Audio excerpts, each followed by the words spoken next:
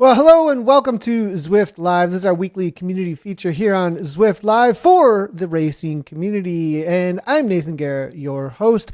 This week, we're in with the Zwift Games. It is finally here for March. It's stage 1 today. We'll be in with the advanced crew. Zwift Games is taking over the Z Racing for the month of March.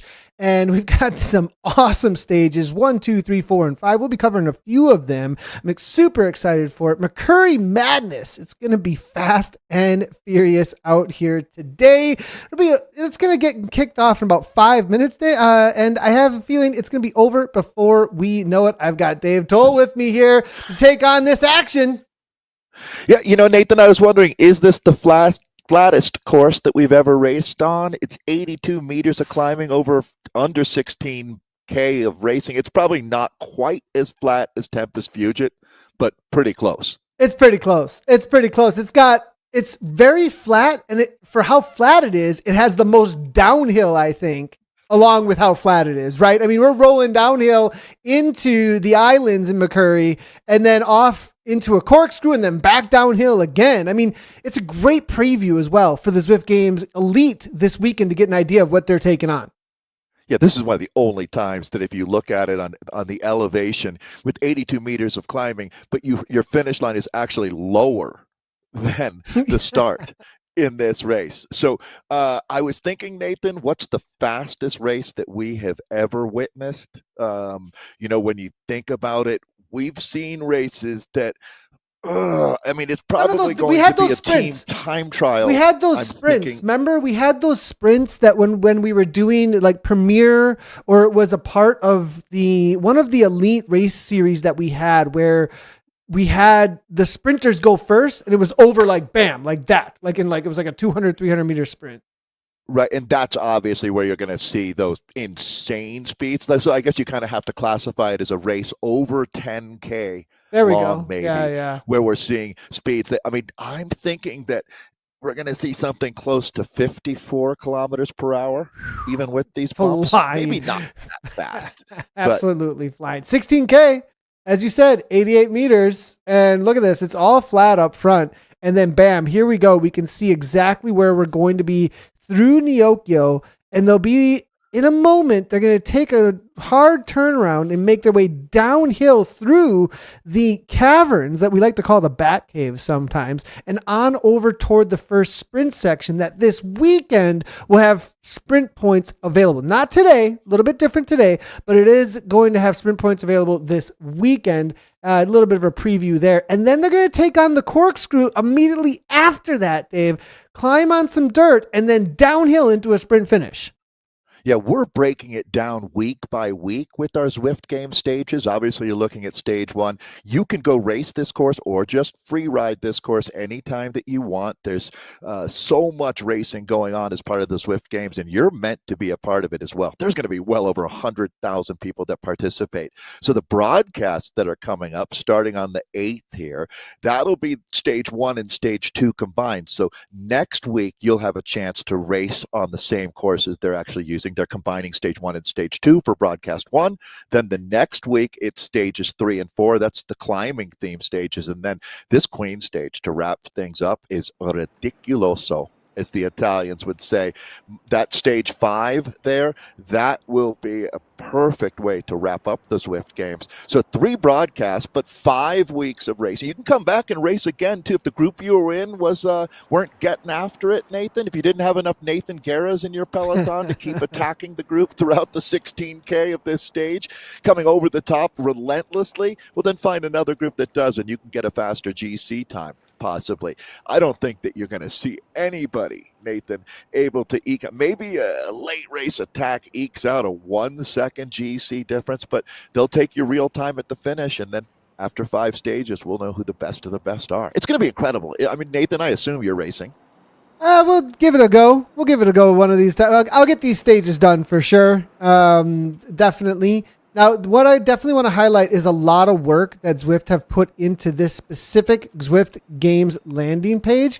You can go ahead and find this at zwift.com/Zwift-game/races. You'll have your own personalized page here. As you can see, there's an overall standings you can click through. There's a sprint standings, a climb, and an epic. You got each stage you can click through. I'm going to go ahead and click through this stage 1, and I can see a leaderboard pop up here as well across gender, country, as well as racing score. Very well done here. I absolutely love what Zwift have done to put this all together for the community. I do have a quick complaint, Nathan. Oh boy. Here we go. Did you race it and then didn't win? No, or? This is a separate incident. It's the Zwift, the big spin. No. I've ridden twice already, riding Greater London Loop, right? And just in London, I've won 2 hats. Now, I saw other people who are. Did you do the late join? Did you did you hack it at all? No, did not late join. All I saw that in. hack. Oh, I have. I like to stick to my own higher standards and not late join in the big spin. Dave's turning into a big spin purist. You know, Dave's the real deal at this point. If that's what's happening. Yeah. Yep, it was crazy when I finished. It was like all these things happened at once because I hit level 50 with the XP that I got there as well. I got the headphones, I got the fire socks, and then I was like, oh, big spin, come on, baby, let's get that BMX bike. And then it was a second hat. The hat is a bummer. They really get you. They really get you to work out with the big spin, don't you? It's I'll be back later today. Yeah, today. See, Gabby did the same thing. She jumped into one earlier this morning, and then she jumped into another one. Was she? Gabby, I saw Gabby on the ride. We were literally right next to each other for a moment. See, it is the big spin is the most addictive workout situation ever. I'm serious. But we've got people spinning in Zwift. They're jumping out on course. Let's keep chatting big spin while they get out on course. But man, Freddie Ovitz here, Dave. What? Oh my gosh, my all-time. Where did this come from? I love it. Okay, Nathan, it is on like Donkey Kong then. If we've got, we were talking about our man Felipe Nystrom, the Costa Rican sensation. He was over there racing cyclocross for a few years. I'm sure a lot of you remember that story, as it truly was heartwarming, really the story of the year over a couple of seasons. He's back in Portland, where he works in the medical field, but man, he's our top-ranked Zwift power racer out here. I see Christian Grupp. But Nathan, are you kidding me? Freddie Ovett? He's on his Golden Tron. He is on his Golden Tron. He is on his Zwift Games Championship setup right now. I mean, those Zwift Games winner from last year is in our race right now. We picked the right one. Nathan, we're going to see him in exactly 1 month at Zwift Community Live. Freddie's going to be one of the featured guests there. Big fan, to say the least. Looks like is this a teammate with him, Nathan, right on his wheel here? I thought Matthew they're in a map. They're in a map. They're both in map kits. Kit. Yeah, that might have something to do with it. But I don't know if they're actually on the same team. I mean, but they are flying here. 391 watts right now here. They're 46 kilometers per hour uphill right now. When the group looks like this, Nathan, it means they're full gas. As you can see, just holding the wheel for some guys, this is going to be a peloton. So I'm going to say we do see a group sprint. This might be one of the fastest days in a scratch race format that we've seen. That's for sure. Under 20K scratch race category, this is full gas. So, all right, let's see who's coming over the top here. Nathan, there's a lot of names that are recognizable in today's field if you're an esports racing fan. I was kind of trying to look at who the top sprinters are to watch for, like Timon Kruger, the German rider on beast mode, Nathan. Raw watts, almost 1,100. But Christian Grupp, Talent Frey, another German rider, sits at over 1,200 raw watts, 14.2 watts per kilo in that sprint. So it's going to be interesting. But who's on this Tron bike on the front right now? Is that Simon? That's going to be a rider named Rife, and then Dan Manalo, now a familiar name from OTR. Yeah, Manalo's on the front here, hammering away at 5 watts per kilogram quick here. Dave, I do got to mention, as far as the advanced of Zwift Games or the Z Racing categories, I've never seen this stacked, this many riders in the advanced as far as our broadcast goes. Obviously, the Zwift Games have brought people out at this point to participate and get involved. Well, I heard, Nathan, that in previous years they would say 85,000 folks would participate. That's individuals riding, and with over 200,000 race entries during the Zwift Games. It's going to blow that out of the water. This will be well over 100. Just kind of getting a temperature right now on what's going on Zwift. It's really interesting, Nathan. It seems like the season has gone deeper. Riders are, I don't know, cross-pollinating their Zwift season with their in-real-life season, maybe a little bit later. And, I mean, this is a really good example. Can you tell me, Nathan, it's more than 100, right, that took the start in our peloton? We had over 100 registered for sure. How many we actually ended up with in the race? I'll see if I can get a live. That honestly looks almost like 100 right there. Maybe just under that right now as we look at the peloton. Well, everybody hanging on. I think as far as getting off the start line, I'm seeing about 86 to 90, somewhere between there. Yeah, well, here we go. That's a perfect size field. And for a lot of folks here, how cool is it to get to race with Freddie? You can see him right in the middle of the peloton now. Nathan, how did Freddie, you know these racers better than anyone, how efficient is Freddie? So Freddie's a gravel racer. He's been, he was on Legion of LA. Remember that first season? He was one of their featured riders on that team. He raced for Israel Academy, the same team that Chris Froome and Riley Sheehan company are on now. So he's had a really interesting road career. His pal, riding friend, and I mean, honestly, his sidekick is Matthew Vanderpool. Yeah, and we see him out training all the time, actually. Right. It's really been interesting to watch and see how that's been playing out. Yeah, they have a tight group in Spain. I remember interviewing him for the Zwift Games last year, and there's sort of a new Girona. And maybe someone in chat can help me remember the name of the Spanish town that Freddie was telling me it's just an awesome place to live. And, yeah, you know how there's always going to be the next big thing? Well, that's probably where you find Freddie, to tell you the truth. So these are the numbers. I love me some Ruben Dant, Nathan. He's been one of the best esports. I mean, week in, week out, you can count on reliable Ruben. 100%. Ruben, one of the new upshoots in the last 2 years. We saw him come on over from a pretty illustrious running career and jump right on into esports, as you can see here.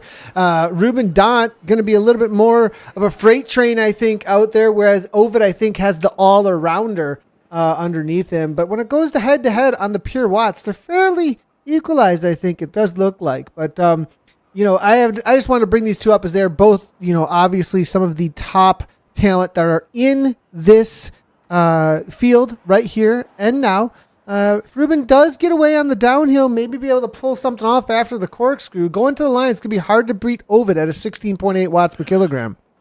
A lot about this finish is going to be Zwiftcraft, Nathan. It's not just going to be an exercise contest, as we've joked. What's going to happen, in my mind, is going to be the rider that catches that wave, right? There's going to be a surge in the group, and if you're in that, if you can just surf that to the front. So it's going to be the same kind of timing that Luke Skywalker had on the Death Star, right? Not a lot of wiggle room there. You're under a fair amount of pressure. You're at your limit. You got to get this one right. It'll be definitely threading the needle, to say the least. And I'm going to say the rider is going to be hitting 16 watts per kilo to get this right.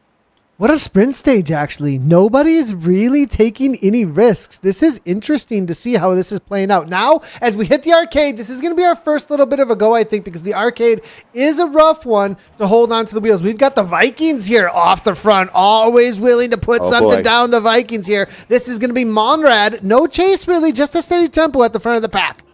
Yeah, the Norwegian Monrad here, being very, very brave, as got to watch out for getting bogged down through this sector as well, and that's exactly what's happening. It's a charge coming out of the peloton. It's Jorge Redondo.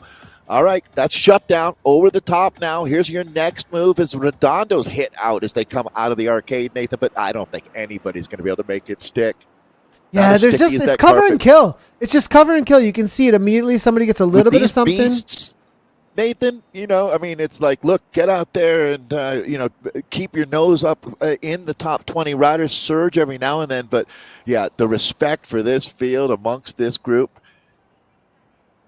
it's at a very high level. And what kind of average speed are we looking at here? I mean, it's fast, but it's not quite as fast as it could be.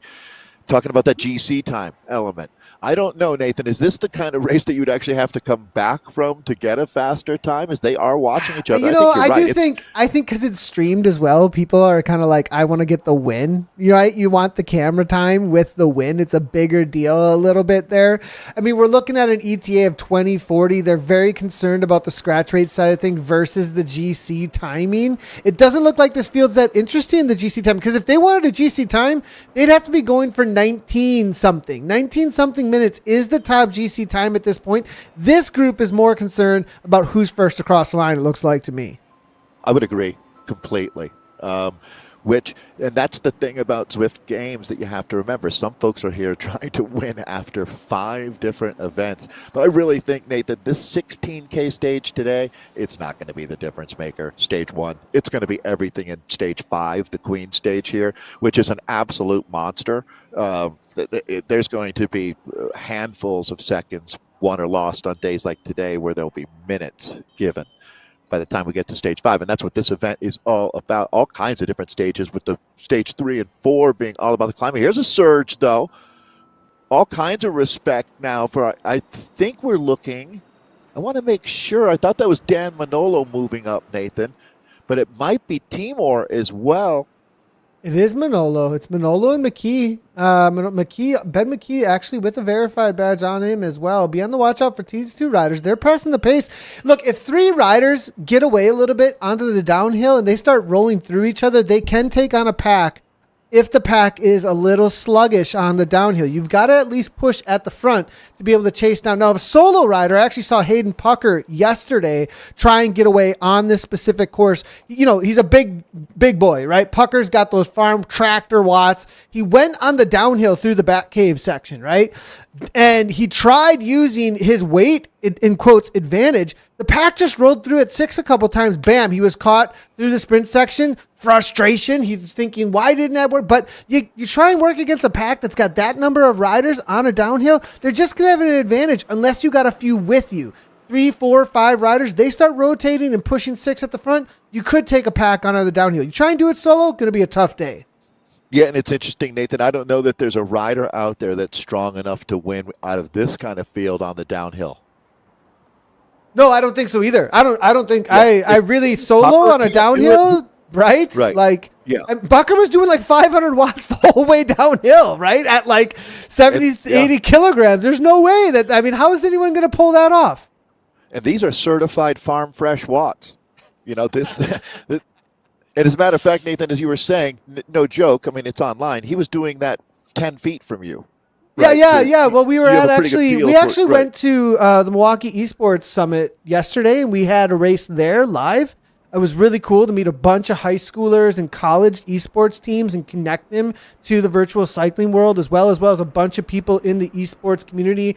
Lenovo was there, Corsair, a bunch of companies were there. It was great for connections. We actually watched Project Echelon, Eric Hill, and Pucker take on this stage actually live. And then we came back here and we were doing some tests on the different equipment we had here. We said, okay, what's the better way to test this equipment than to have Hayden Pucker pull his farm watts on it? So that's what you saw on our Instagram yesterday. Yeah, well, it looked, it's just community for sure. All right, well, there's a move right here. There's actually somebody going against the grain of what we were talking about, Dave. I saw a little bit of conversation in the chat about keep your eyes peeled through here, and it's going to be Mr. McKee again. Ben McKee and Fuego right now. I love the courage here as he opens up this gap. It's just hitting on 3 seconds now, Nathan, but this is the most noteworthy moment that we've seen so far in this race. And again, we don't have much till the finish here. I mean, this one comes at you so quickly. Ben McKee getting out in front of it. Let's see who's going to animate the chase right now. Again, I wouldn't take the bait.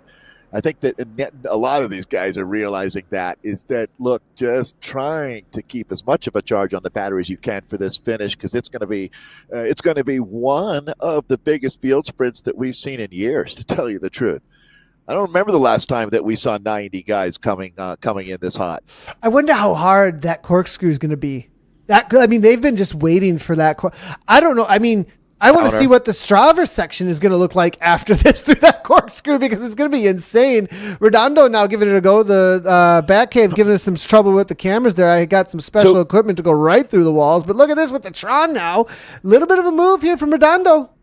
Yeah, and I'm wondering, Nathan, so the guys that we see attacking now and hitting out, are they doing this for the GC purposes? They've got a 5-race plan here, and they're not so worried about winning the race outright. They want to keep the speed higher. I wouldn't be too surprised, to tell you the truth, because I don't know that you necessarily win this bike race by attacking on a slight downhill at this point, but it certainly keeps the speed higher. That's a good observation, actually. Maybe they're actually thinking about, hey, let's roller coaster this thing, snowball it through. I want a good time take for the advantage GC. of you hound dogs while you're here, right? Like, I know I'm not going to beat Freddie Ovett in a sprint, but I do know that I need to keep this pace higher to get the most out of this day, because I don't know that all of these guys, I mean, in a week, Freddie Ovett's going to be traveling to Spain. Well, he's in Spain, I think, now, but he's going to be coming down to Majorca to hang out with us, right? So he might miss a few days. He'll probably squeeze them in. Maybe we can do commentary from Spain, Nathan, one day. That'd be pretty amazing, actually. I'll bring my headset, all right? Yeah, sounds good to me. Now, you bring $18,000 worth of computers across international international lines. Yeah, right. Just checking it out. What do you have for customs? What is this again? Yeah. Well, I'm being told that Zach Neer is in here, but his name in game is V Ince. So I think that's who we're looking at with that badge coming up right now, as you just saw. I just saw it. It just popped. Yeah. Vince, a.k.a. Zach Neer, who's the coach of Hayden Pucker and also a top 10 American in the World Championships multiple times. Well, here we go. This is going to start ramping up. I think we're right within about that 5 to 6K to go marker. Sorry, we don't have a distance to go on the new courses. A lot of times it's a little difficult to get that in the cast for you. But another move, and McKee, he just doesn't stop. Is this a training day for him or something? Like, what is this guy up to? Well, and maybe it's similar. Right? Again, the GC concept here. Just keep giving him a rabbit to chase out here. Let's see. I mean, the Peloton is really, really showing a level of calm, to tell you the truth, that I did not expect. Actually, you know what, Nathan? Similar to what we've seen in a lot of our ZRL racing is the sophistication level. I'm not saying that esports racing has become more like in real life racing in many of the different metrics, but the sophistication has increased. I think you'd agree with this, Nathan, where riders are more likely to make moves for a good reason rather than to just go off the front because you can. They realize to get a result, probably want to chill out back in this group. And these are the lessons that you learn as you race more and more. Yeah, 100%. I think it's a pretty experienced group at this point, and they knew it was going to be coming. A lot of them most likely have studied this course as well, watched what other riders have done, checked out some live streams that have been on Twitch or YouTube to see what people are up to make this happen. Still with McKee here, as you can see, back to 3.3, 1.9 watts per kilogram. Look how low the wattage is. They all know the dirt is coming. They all know that the corkscrew is on its way, and they know who's here. Someone we haven't talked about, Geoffrey Milor is here, the Frenchman, also a top rider to be watching out for. I mean, I would say one of the world top 10 kind of riders. I don't know exactly where we're at. We're going to find out where we're at with Zwift Games coming up starting this next weekend. I cannot wait for 3 consecutive weekends of racing, Nathan. Going to be so much fun. And that's a name I would expect to hear quite a bit, to tell you the truth. I'm not sure at a sprint stage, but I'm not sure you wouldn't either. Boy, these guys really, really marking each other. Hendry now from Peloton Express, it looks like, going off the front. Wanky there also. A lot of German flags making their way to the front, Dave.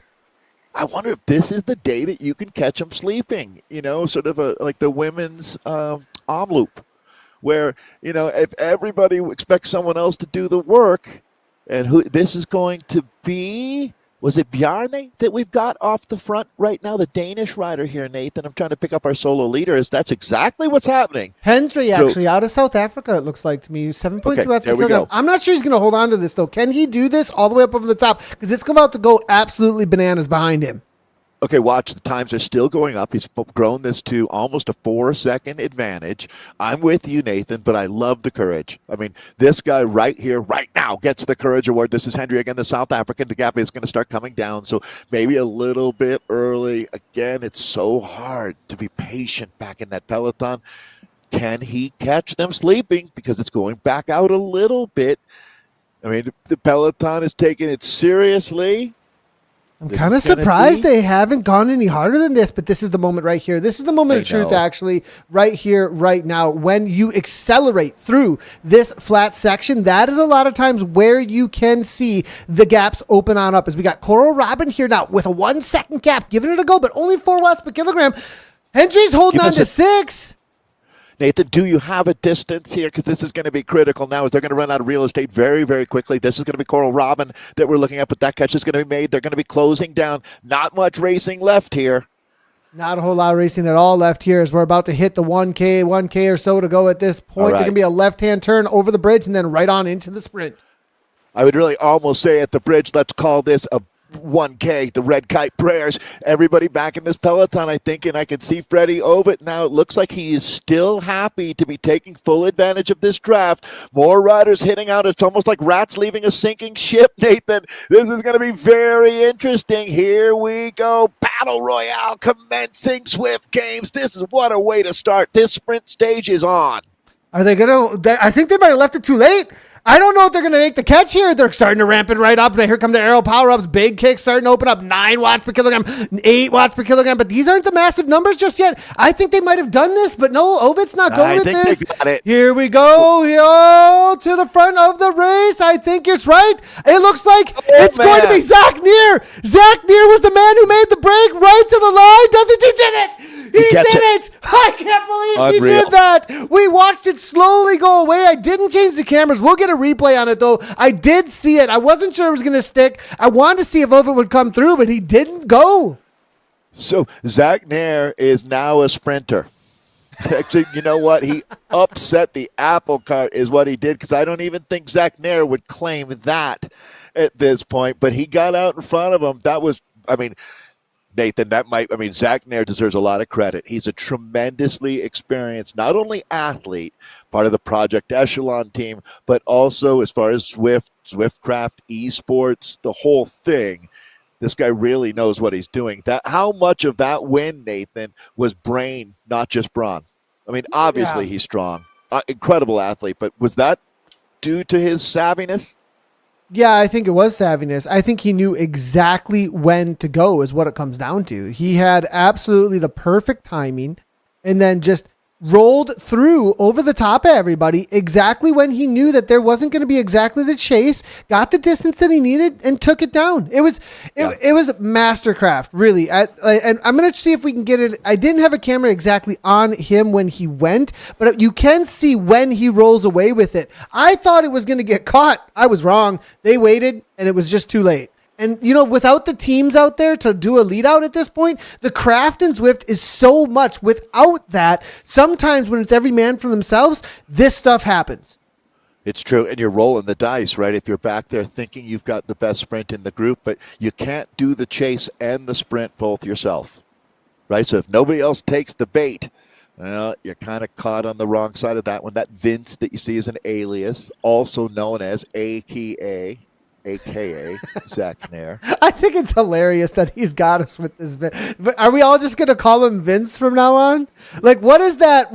There's some sort of a joke. Like Lombardi, is that what's going on here? He's from Wisconsin. He's from Wisconsin. It's got to be a thing. Like, I like it. I'm down with it. Let's go Packers. He a Packers fan? That is let's go. I'm all in on this one. Well, even if it's not true, that's what it is now for me. He is Vince Lombardi. Well, good job, Vince. That was a strong field. Quality of that field makes the win feel that much better. Nathan is winding up the replay for us right now. We're actually going to go back quite a ways here.